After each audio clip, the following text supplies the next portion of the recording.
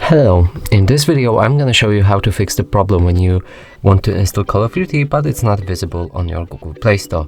So as you can see, if I type in Call of Duty, there's no app right here, no game I can install. So in order to fix that, we'll need to press on our profile icon, go to the settings, from here go to family and parental controls. Now you can either disable parental controls right here and type in your PIN, or you can go to apps, type in your PIN again and change the PEGI to allow all included underrated. Press save, go back and start searching for the Call of Duty again, and it should be visible.